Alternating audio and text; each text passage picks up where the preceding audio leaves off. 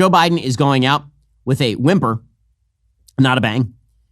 Goodness gracious. So he has decided that he's basically going to find every despicable person in the United States and then give those people a presidential Medal of Freedom. Why the hell not? You know, got to leave it all on the field if you're Joe Biden. At this point, F it to life. You're done.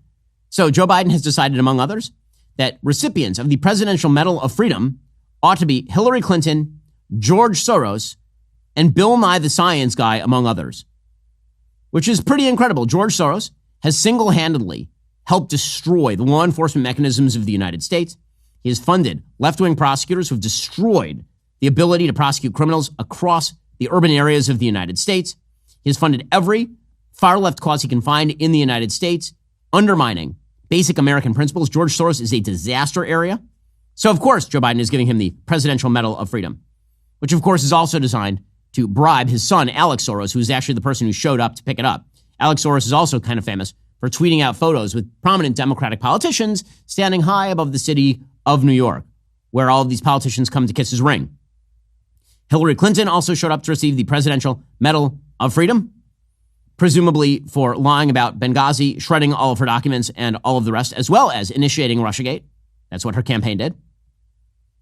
Other people included humanitarian and chef Jose Andres, who has lied repeatedly about the humanitarian situation in Gaza and allowed his World Central Kitchen to unfortunately be used as a prop by members of Hamas. Bill Nye the Science Guy, who's mostly famous for now becoming a left-wing kook, and some others. So many deserving. Liz Cheney also. He awarded the Presidential Citizens Medal to 20 recipients, including members of the House January 6th committee, as a final slap at President Trump. Also, over the break, by the way, he decided to commute the sentences of a bunch of death row prisoners. 37 out of 40 death row. Apparently, certain victims just don't count, according to President Biden. So President Biden granted clemency to 37 of the 40 federal inmates facing death sentences. The only 3 inmates who did not receive clemency are the convicted murderer in the Tree of Life synagogue shooting, the gunman in the Mother Emanuel Church in Charleston, that was the white supremacist shooting, and the surviving Boston Marathon bomber, the terrorist.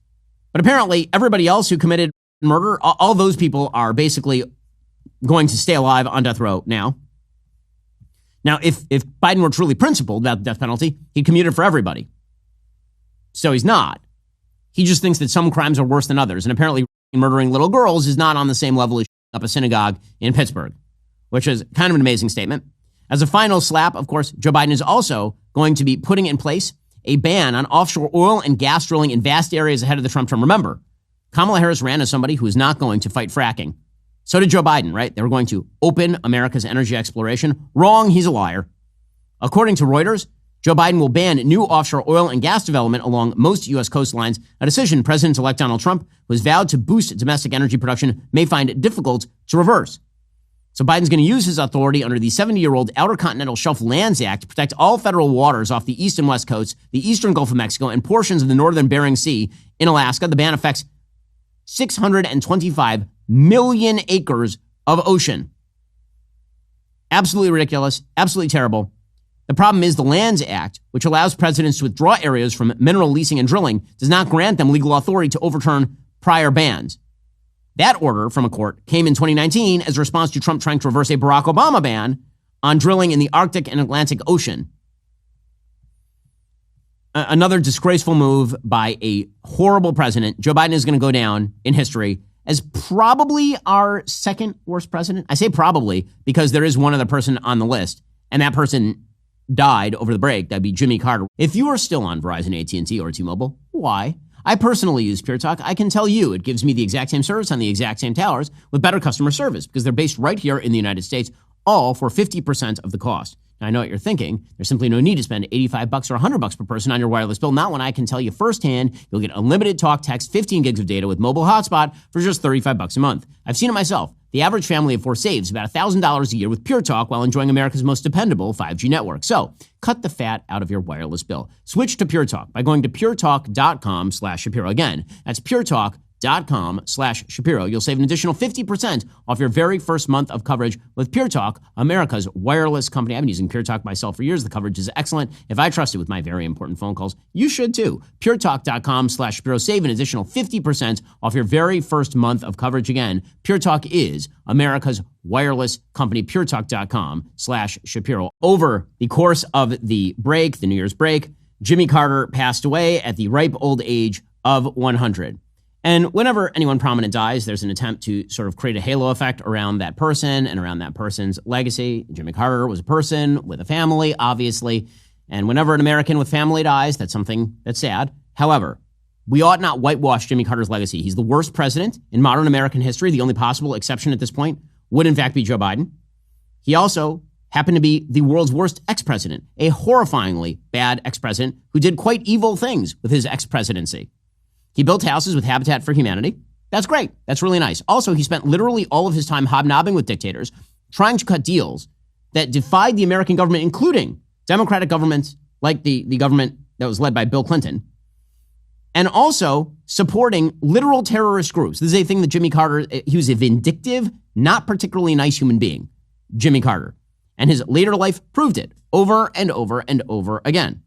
And trying to turn that into a sort of revisionist history legacy where he was a perfectly nice president that everybody sort of loved and he was given a bad break and he was sort of given short shrift. That's not true. The American people kicked him out on his ass because he was a terrible president and he became an awful, awful, awful ex-president as well.